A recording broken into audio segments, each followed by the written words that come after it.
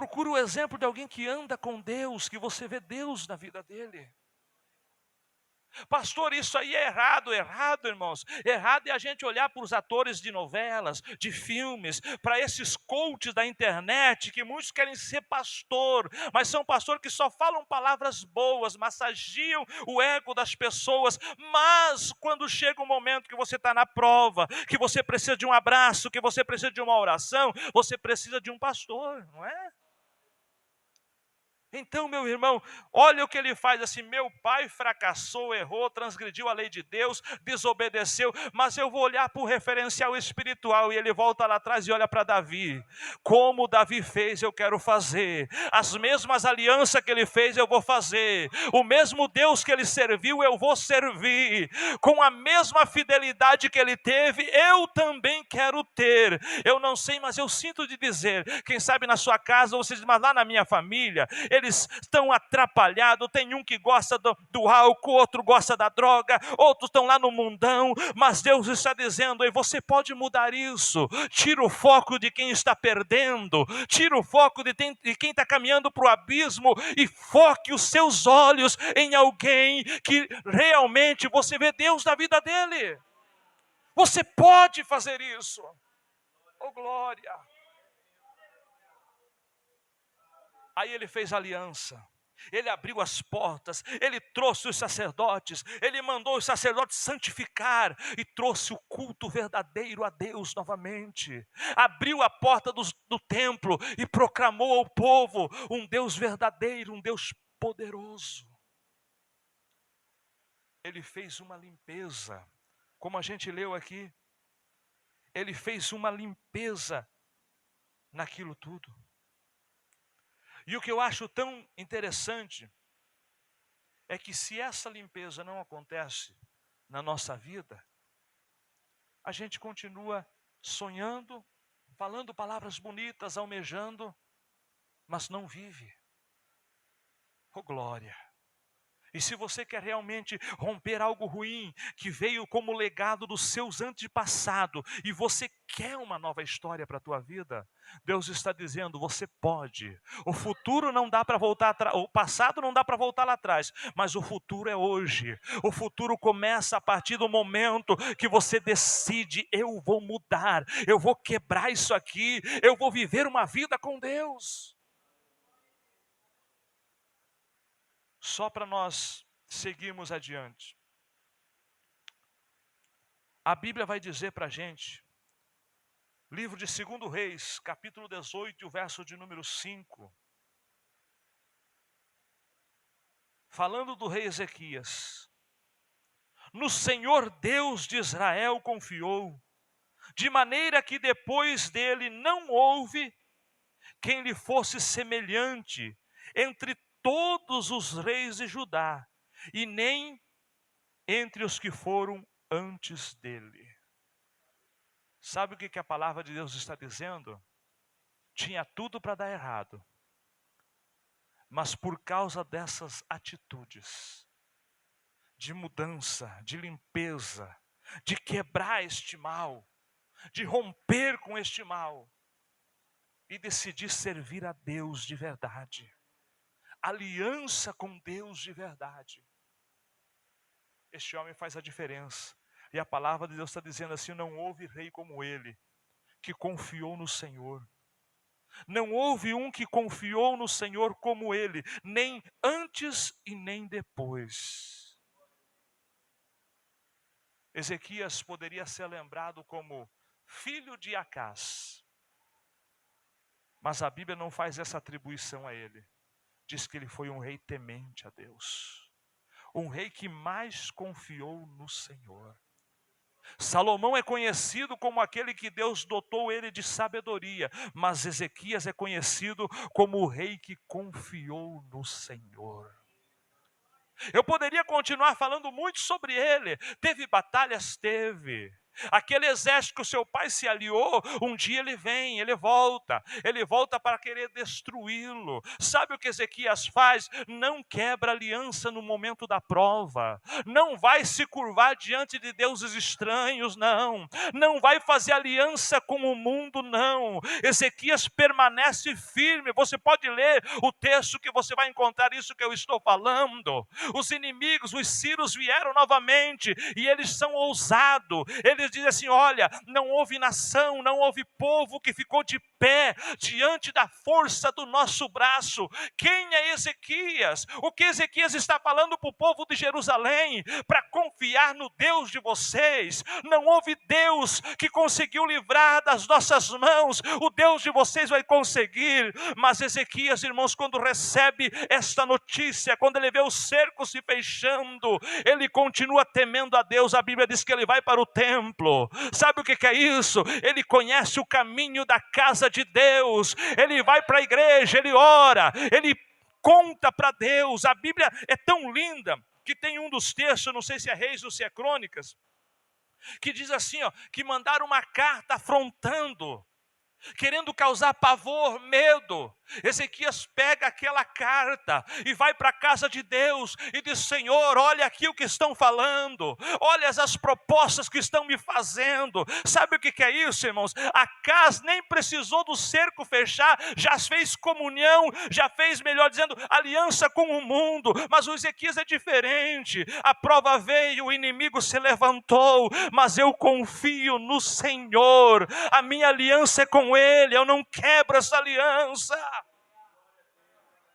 Sabe o que acontece? O Senhor diz para ele: fica tranquilo, nessa peleja aí você não vai ter que pelejar. A Bíblia diz que naquela noite o anjo do Senhor desceu e destruiu 185 mil soldados. Sabe o que é isso? Ezequias está lá de noite orando e chorando e dizendo: Senhor, nós estamos na prova, mas nós confiamos em Ti. No outro dia pela manhã, quando eles saem para fora, eles vão ver os campos livres, os soldados vencidos, mortos. Por quê? Porque tem aliança com Deus. E este homem deixa esse legado para a gente. O legado de alguém que confiou no Senhor, que quebrou todas as alianças com o mundo e fez aliança unicamente com o Senhor. Oh, glória! Deixa eu citar outros exemplos aqui. A Bíblia vai me falar de um profeta muito conhecido, eu gosto muito dele, que é o profeta Eliseu. Essa história está no segundo livro de Reis, no capítulo 4. A Bíblia vai dizer que Eliseu, preste atenção nisso, que Eliseu ele passa na cidade de Sunem, em frente à casa de uma mulher. É caminho quando ele está nas suas viagens. Ele passa na frente da casa daquela mulher. Vai para um lado, vem para o outro. Essa mulher chama o seu marido e diz: vamos fazer um quartinho para esse homem. Mas espera aí, você conhece ele? Mas o testemunho de Eliseu é tão forte. Essa mulher diz para o seu marido: eu vejo que este homem que passa diante de nós é um santo homem de Deus. O texto, em momento algum, mostra Eliseu dizendo quem ele era. O texto não mostra Eliseu dizendo que era profeta. Ele simplesmente passava pelas terras de Sunem. E essa mulher olha o comportamento, o traje, porque certamente tinha uma identidade que o identificava dizendo: é um profeta. Mas ela não chama ele pelo ofício, não. Ela chama ele para dentro de casa, dá café para ele, dá alimento para ele, dá pão para ele. A Bíblia não diz que dá café, mas sou eu que estou parafraseando, né? Mas ela cuida dele, sempre que ele passa ali tem pão para ele comer. E um dia ela disse para o seu marido: olha, eu vejo que este é um homem de Deus. Aí eu fico olhando, irmãos. se não tivesse acontecido nada mais na vida do profeta Eliseu, somente esse texto registrado, ele já teria deixado um ótimo legado de que era um homem de Deus, de que era um homem que temia o Senhor. Fazendo uma aplicação para nós. Quem as pessoas desse bairro dizem que nós somos? Será que as pessoas veem na gente essa diferença? Ou será que muitas das vezes nós até nos ocultamos de mostrar quem somos? Ou será que muitas das vezes nós não somos tão igual ao povo do mundo, que eles não conseguem ver essa diferença em nós? Você pode ser criança, você pode ser adolescente, você pode ser adulto, mas todos nós temos um testemunho e uma história. A gente entende cada um no seu devido tempo, no seu devido grau, na sua idade, a gente entende tudo isso. Porque tem muita gente que o pessoal diz assim, que pessoa legal, que pessoa bacana. Isso é bom também, isso é ótimo. Mas eles veem que eu e você somos homens e mulheres de Deus? Eles veem isso na gente? Ah, pastor, mas eu me dou bem com todo mundo e todo mundo quer bem de mim. Que bom, irmãos, isso é bom. Isso faz parte da nossa vida. Mas se eles verem na gente que somos homens e mulheres de Deus, às vezes a gente está tão parecido com o mundo, que eles nem conseguem diferenciar mais que a gente pertence a um reino diferente. Às vezes a gente está andando de mãos dadas com o mundo, que a gente parece com o mundo, fala como o mundo, se veste como o mundo. Que legado estamos deixando? Nossos pais na fé, irmãos, trouxeram esta igreja até aqui. Alguns deles não sabiam nem falar muito bem. E por que não dizer que a maioria deles aprenderam a ler soletrando os textos bíblicos? Oh, glória! Mas eu lembro de alguns deles, irmãos, que não tinham sabedoria, não tinham dinheiro, e não quero que você me entenda mal, pastor, o senhor é contra ter dinheiro? Claro que não. Eu oro todo dia para que Deus abençoe tua vida material, tua vida espiritual. Desde o dia que cheguei aqui, essa tem sido a minha oração. Mas eu lembro-me que muitas das vezes a gente chegava na casa de uns daqueles irmãos e você ia lá, não tinham nada para te oferecer, mas você saía dali alegre, muitas das vezes com o olho vermelho de lágrimas, porque quando você chegava na casa deles você via Deus, lá tinha cânticos, lá tinha línguas estranhas, lá tinha coisas extraordinárias. A maioria de nós, quando saía na rua naquela época, era chamado de crentinho, de glória a Deus, de aleluia, e eles pensavam que estavam calando a voz daqueles homens, mas eles não se atemorizavam, eles não desistiam, aleluia, e trouxeram uma igreja viva até o tempo presente. Oh, aleluia! Quantas das vezes eu olho para trás, não sendo saudosista, mas vendo, irmãos, tantas coisas, cultos de oração e de ensino que a gente ia. Muitos dos irmãos, quando você chegava, eram pessoas que tinham trabalhado na roça, outros quebrando pedra o dia todo. Na minha cidade era assim, um lugar simples, humilde, mas quando você chegava, não tinha ninguém conversando sentado nos bancos, não tinha ninguém fazendo barulho, era uma reverência quando entrava daquela porta para dentro, aí você só ouvia gemidos, lágrimas. O pregador pegava a Bíblia, irmãos, ele nem sabia muito bem o texto, mas ele dizia: Jesus Cristo salva, Jesus Cristo cura, Jesus Cristo batiza, e ele vai voltar. Esta era a mensagem que impregnava os nossos corações.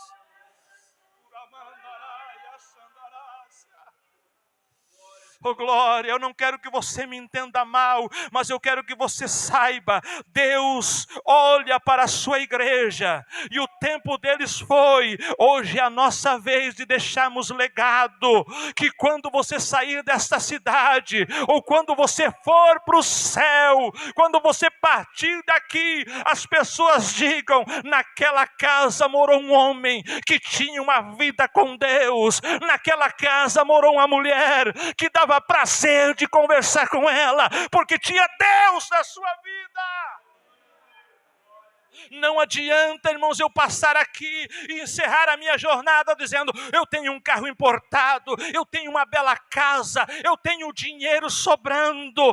Tudo isso pode terminar por aqui, mas o legado vai ficar trabalhando na mente de pessoas, construindo histórias, construindo sentimentos. Quem dizem que somos? Oh, aleluia! Oh, glória! Quem dizem que somos? Eu lembro que quando eu era menino, eu sou crente desde berço. Eu lembro que quando a gente era menino na escola, a gente passava crítica, chamava a gente de glória a Deus, de aleluia. E a gente suportou tudo isso, irmãos, e continuou crente. Hoje é uma geração tão chororô, uma geração manteiga, que se alguém disser uma palavra dura para ele, meu Deus, eu vou desviar, eu não quero mais, porque, o que é isso? Nós somos chamados para influenciar o mundo, vocês são luz, vocês são sal da terra. Os irmãos que estão aqui vão lembrar, não precisava nem falar do reino espiritual, mas na vida cotidiana, irmão Luiz, a gente, lembra quando tinha um gordinho, era, ô banha, quando era um alemão, ô alemão, no seu verso, você sabe o que era, e quando tinha um moreno, ô negão, irmãos, e nós suportava tudo isso, superava e vencia, e continuava caminhando. Hoje a geração tão fraca, porque se chamar alguém de gordo, é bullying, pode até processar. Você entende, irmãos? O mundo caminha para criar uma geração fraca, sem estrutura. Nós era chamado de banha. Eu era bem seco, bem magrinho mesmo. Chamavam eu de... Como é que é aquela... Olívia Palito. Eu era um homem, mas chamavam de Olívia Palito. Chamavam. Era um monte de apelido. E a gente não morreu. Porque a gente tinha uma certa estrutura já no mundo físico literário. E no mundo espiritual, irmãos, era muito pior. Porque falar de Jesus, você podia bater numa porta.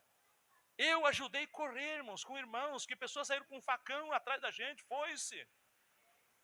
Mas a gente não desistiu. A igreja cresceu.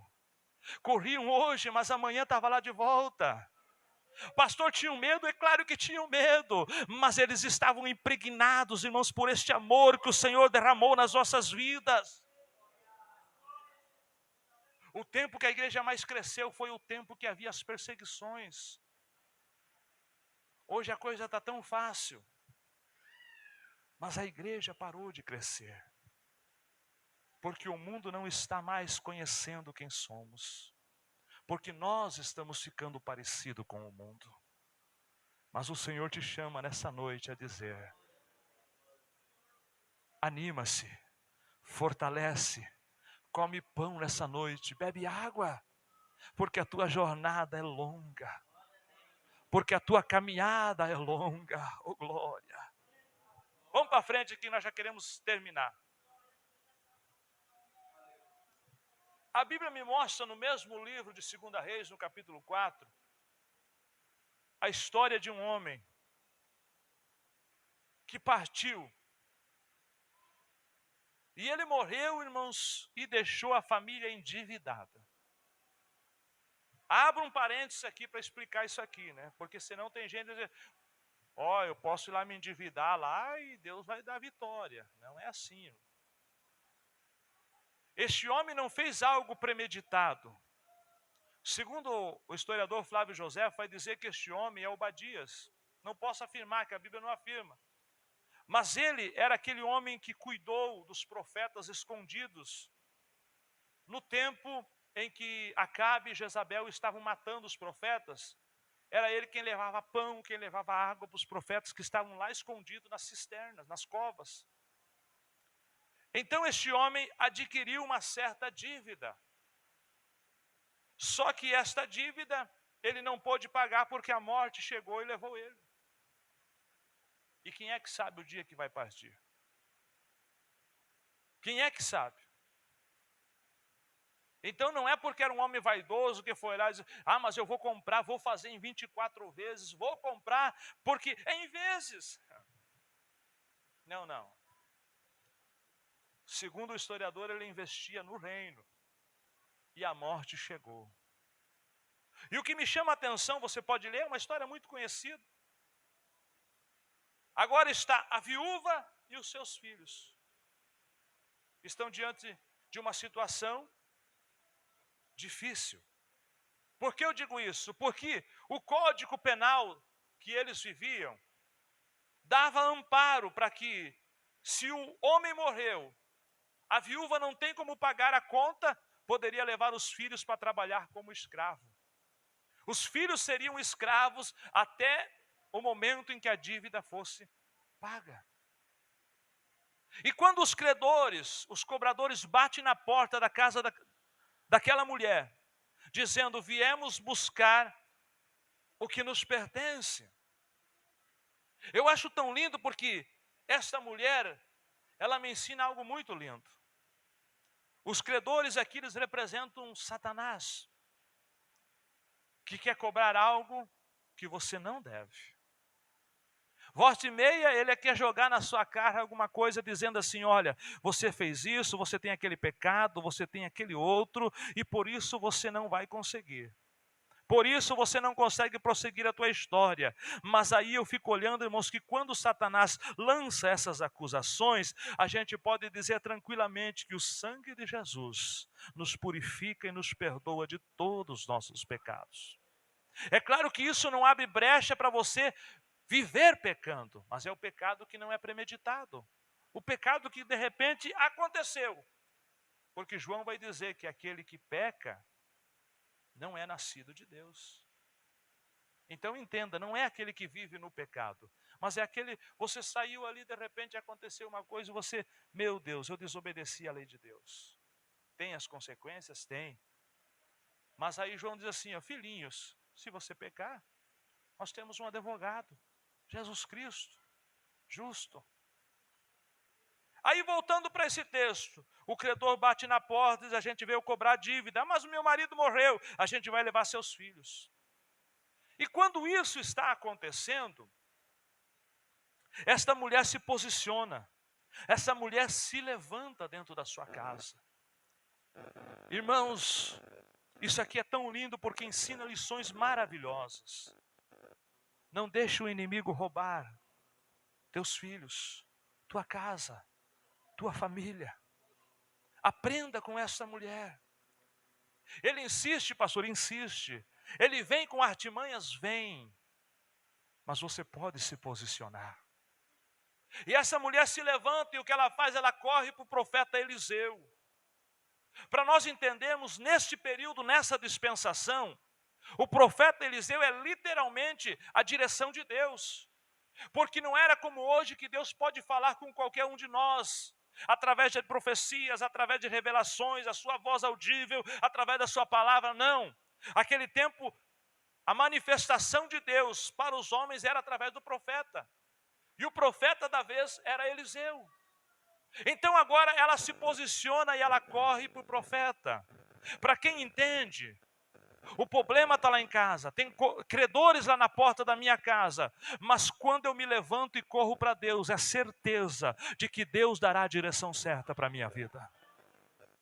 Essa mulher vai e chega para o profeta, e o que eu acho tão lindo, irmãos, deixa eu achar aqui, segundo Reis capítulo 4, é que ela chega para o profeta e diz assim, meu marido, teu servo morreu, e tu sabes que o teu servo temia o Senhor.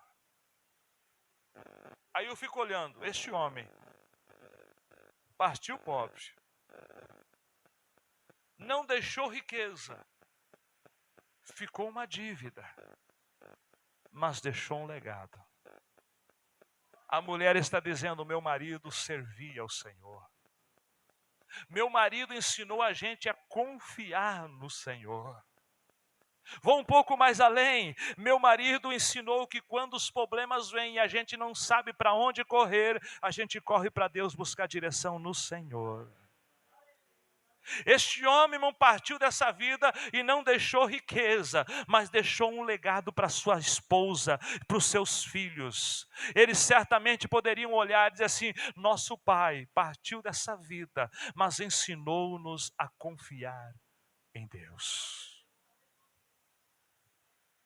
Para nós encerrarmos por aqui, quem deixa legado constrói sentimentos abundantes, vitoriosos na vida daqueles que ouviram e que põem em prática esse legado. Essa mulher é um exemplo muito forte. Ela vai para o homem de Deus. Meu marido ensinou a vir aqui. Meu marido ensinou a gente vir ouvir a voz de Deus. O profeta olha para ela e diz: mulher, o que você tem em casa? Ela diz: nada, a não ser um pouquinho de azeite em uma botija. Aí o profeta dá para ela exatamente a direção. Volta para casa, vai nos teus vizinhos, pega vasos emprestados, não poucos. Chama os seus filhos, você e seus filhos, fecha a porta. O credor está lá fora, mas o credor não vai ver a tua bênção. Porque quem anda com Deus, Deus põe limite. Satanás, ele pode andar ao nosso derredor, bramando como se fosse um leão, procurando quem possa tragar. Mas a minha Bíblia vai dizer, o salmista vai dizer: o anjo do Senhor acampa ao redor daquele que teme e os livra. Sabe o que é isso? Ele anda ao redor dizendo assim: eu vou destruir, mas há uma palavra de Deus dizendo: está protegido, o anjo do Senhor está ao teu lado. A mulher volta para casa com seus filhos, fecha as portas, derrama o azeite, e aquela multiplicação, você conhece a história. O azeite foi multiplicando. E o que me chama a atenção é que houve muito azeite. A Bíblia vai dizer nesse texto que ela corre para o homem de Deus novamente. O marido ensinou o legado. Está na prova? Busque direção de Deus. Mas quando Deus mandar a tua vitória, continue buscando a direção de Deus. Tem gente que lembra de buscar direção quando está na prova, mas quando vem a bênção ele esquece. Essa mulher na prova foi para Deus. Meu marido disse que o caminho é esse. Recebeu a receita, a direção, o milagre aconteceu. Ela vai para o profeta: o que eu faço agora? E Deus vai dar direção para ela: mulher, vai, vende, paga a dívida, e você e teus filhos vão viver do resto. Eu acho tão lindo, irmãos, que Deus está ensinando um legado para a gente aqui. Quando a bênção chegar, lembrar dos devedores. Pague a dívida e depois viva do resto. Segundo a história, conta-se que essa mulher começou a ser alguém que fazia, como é que se diz? Como se fosse uma empresa nos dias de hoje, vendendo azeite. Porque esse azeite era muito caro. Porque esse azeite não era simplesmente um azeite comestível, era usado como perfume, era algo de um valor extraordinário. Aí o que me chama no texto é que Deus dá direção: pague a dívida, eu estou te dando um novo começo. Por quê? Porque seu marido deixou um legado lindo e vocês estão pondo em prática aquilo. Vamos orar neste momento para nós terminar? Qual é o legado? Qual é o legado que estamos deixando? Eu gostaria de fazer uma oração para nós encerrarmos o nosso culto. Eu sei que culto de ensino, irmãos, é difícil o povo querer vir para frente. Mas se essa palavra tocou o teu coração e você diz: pastor, eu preciso não mudar o meu passado, mas eu preciso construir o meu futuro. E eu quero deixar um legado da minha vida para aqueles que vão andar comigo, para aqueles que virão atrás de mim. Se alguém quer receber a oração, vem à frente que eu quero orar por você. Eu quero orar por você. Glórias a Deus. Glórias a Deus. Oh Espírito Santo.